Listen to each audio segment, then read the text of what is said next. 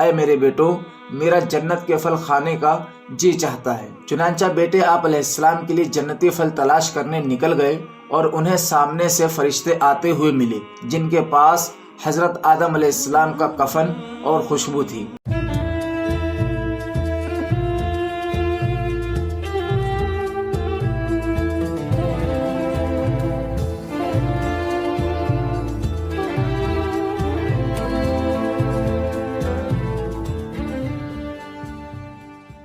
الحمد للہ رب العالمین والصلاة والسلام علی سید المرسلین، اما بعد فاعوذ باللہ من الشیطان الرجیم، بسم اللہ الرحمن الرحیم۔ السلام علیکم ورحمۃ اللہ تعالی وبرکاتہ۔ میرے پیارے ناظرین، حابیل کے قتل کے کچھ عرصہ بعد حضرت حوا رضی اللہ عنہا کے ہاں حضرت شیت علیہ السلام کی ولادت ہوئی اور آپ علیہ السلام تنہا پیدا ہوئے۔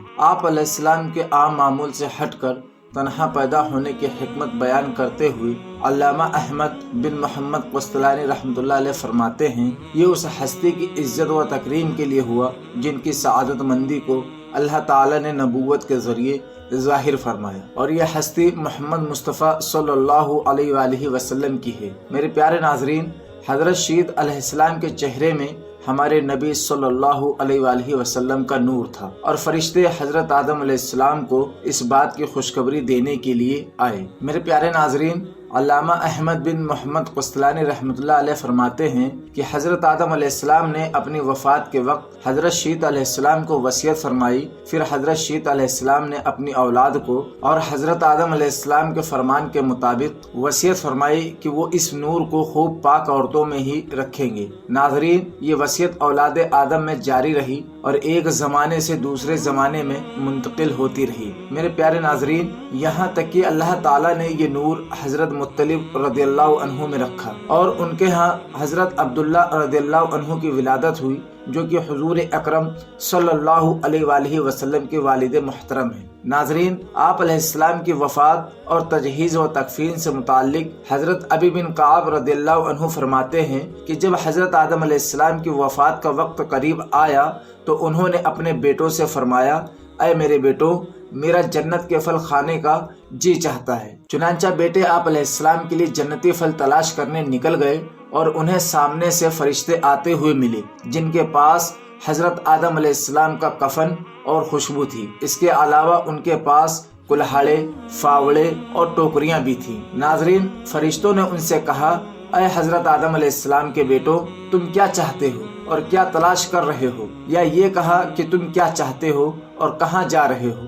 حضرت آدم علیہ السلام کے بیٹوں نے کہا، ہمارے والد محترم بیمار ہیں اور انہیں جنتی پھل کھانے کی خواہش ہے۔ ناظرین، فرشتوں نے کہا، واپس لوٹ جاؤ، تمہارے والد کی عمر پوری ہو چکی ہے۔ پھر فرشتے حضرت آدم علیہ السلام کی روح قبض کرنے آئے تو انہیں دیکھ کر حضرت حوا رضی اللہ عنہا نے پہچان لیا اور آپ رضی اللہ عنہا حضرت آدم علیہ السلام سے لپٹ گئی۔ ناظرین، حضرت آدم علیہ السلام نے فرمایا، مجھ سے الگ ہو جاؤ، پہلے بھی مجھے تمہارے ذریعے ہی مصیبت پہنچی تھی، میرے اور فرشتوں کے درمیان راستہ خالی کر دو۔ ناظرین، فرشتوں نے حضرت آدم علیہ السلام کی روح قبض کی، انہیں غسل دیا، کفن پہنایا اور خوشبو لگائی۔ آپ علیہ السلام کی قبر کھودی اور لحد تیار کی، پھر حضرت آدم علیہ السلام کی نماز جنازہ ادا کی، پھر قبر میں داخل ہو کر آپ علیہ السلام کو قبر میں رکھا، پھر اینٹیں لگائی، پھر قبر سے نکل آئے اور اوپر سے مٹی ڈال دی۔ پھر فرشتوں نے فرمایا، اے اولاد آدم،